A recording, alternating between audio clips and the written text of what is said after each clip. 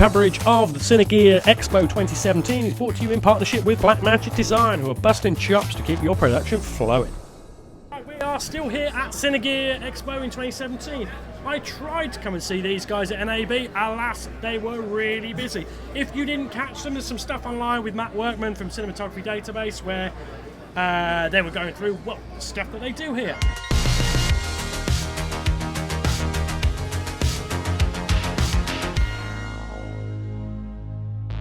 Let's talk lighting. Aputure.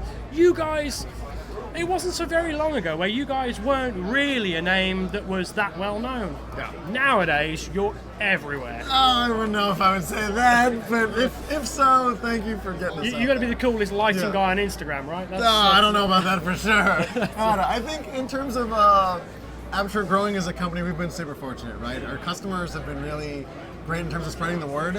One thing is that we never ever spend money on like banners or web or magazines and stuff like that. No. We're totally word of mouth. It's just our users that spread the word. It's people that like our gear. When we send out stuff, we never pay anyone to say anything. People always, if they support us, they just support us, and we've been really fortunate in that sense. I mean, I guess I first came across you guys with field monitors and bits of lighting early on. How did you hear about us? Well, you know what? I think, if I'm honest, it was the price point initially. It was, monitors at the time were a lot of money. You guys came in with a sensibly priced product that during that sort of 5D revolution, that really appealed to me at the time. That means that you're an Aputure OG. That means that you've been using Aputure since the beginning, seriously. Afraid so. Because we're less than 5 years old, we're super young. Yeah. So if you've heard of us at all, really, in more than 3 years ago, then you honestly found us before anything changed. No, veteran. Yeah, veteran. Here we go. Welcome home. Welcome back to the family.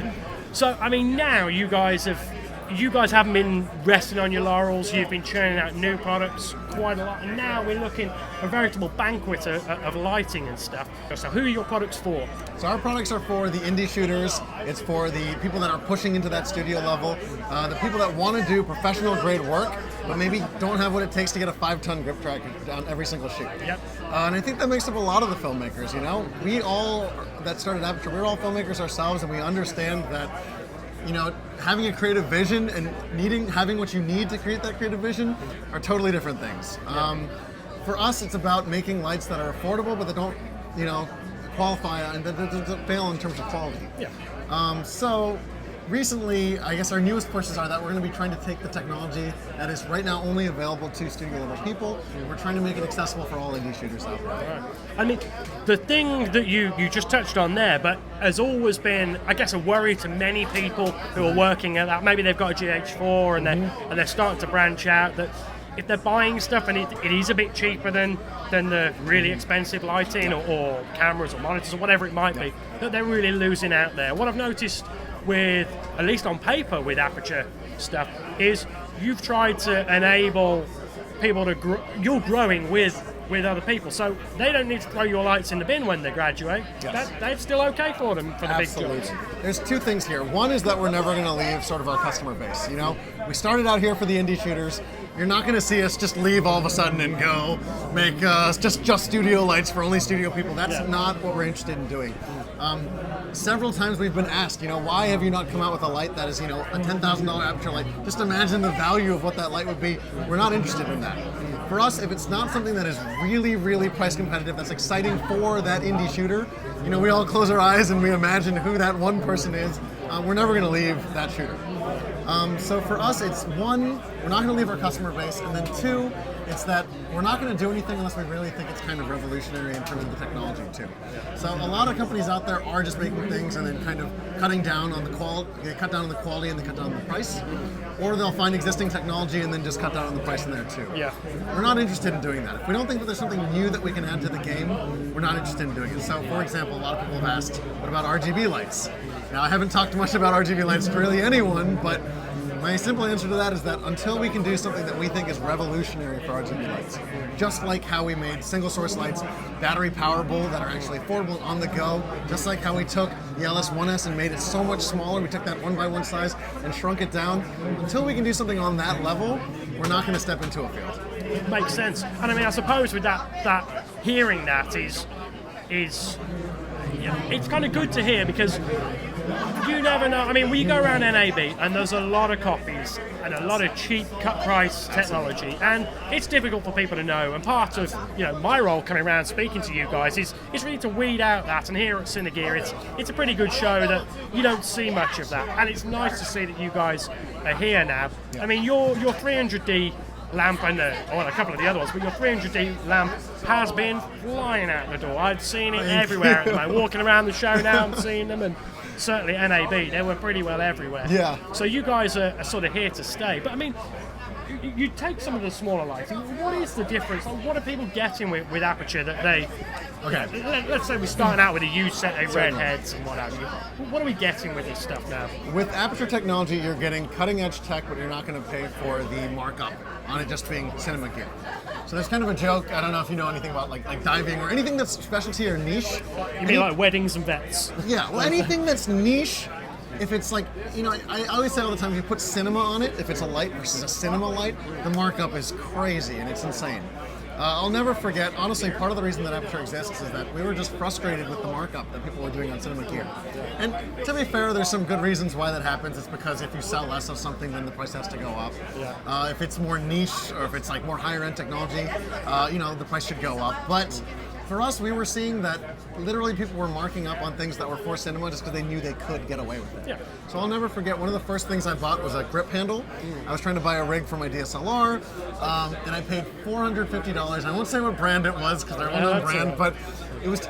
When I got it, it was a bike handle that would just go into the bottom of my DSLR.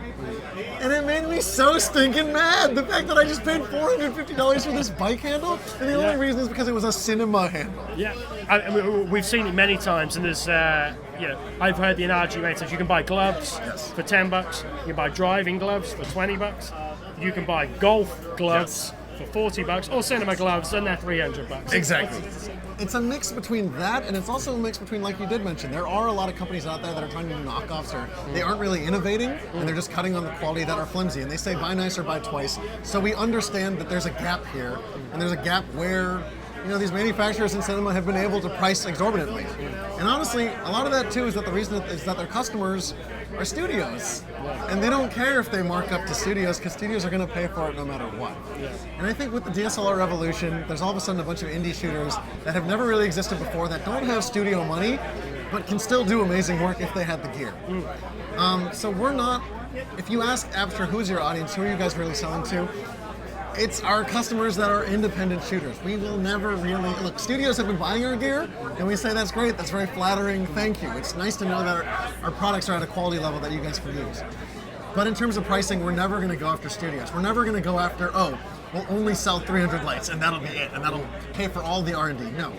We're going to go for everyone, because more and more people want to shoot video, more and more people want to do narrative or commercials, and there's a bigger need for media now. Those are our customers, and that pricing difference makes a big difference. And I mean, it's fair to say as well, you guys have become the cool kids as well. I mean, you saying that is still new to me. I really seriously, because we won an award at NAB, we got best light there, we got best product at IBC, but these are just last year. Yeah. The company's less than 5 years old, and the first 2 years that I was working at Aputure, we were the uncool kids on the block. It always happens that way, doesn't it? I would show people Aputure lights, and they would say, "Oh, I've never heard of that brand. That's not a light." And I felt like a loser. I was like the unpopular Who's kid. laughing now? Hey, you've got it all. All I can say is that it's new for us to be here, and we're not going to forget about our roots, and we're never going to. Once you have a brand, you can raise up prices on that. And that's something that we're just not interested in. No, I mean, I'm really pleased to sort of see that you guys are keep developing, you keep pushing out new stuff. It would have been very easy for you to just turn out 5 products that people like and leave it at that. But the master classes that you're doing at NAB and the discussions, the new products that you're knocking out all the time. For me, and democratizing what we do, that's only to the better. So many thanks for your time. Have a great show here, and try and keep out the sun. Gotcha. Thanks so much, man. Thanks very much for watching, guys. For sure. Originally designed for Hollywood's elite colorists, DaVinci Resolve has been used on more feature films and TV shows than anything else because it lets you create images that are simply impossible with other tools. And now, with DaVinci Resolve 14, you get the incredible new Fairlight audio tools specifically designed for TV and film post-production, along with many other powerful features. If you haven't already, head on over to Blackmagic Design and download yourself DaVinci Resolve 14 public beta. It's absolutely free and will cover any event that you throw at it. That's no dollars down and you'll be smashing post-production and still be at home in time for tea. And if you're the sort of superhuman post-wizard, you can spend a mere $299 and go full boss man with Resolve Studio. Hit the card up there, or the links are down in the description.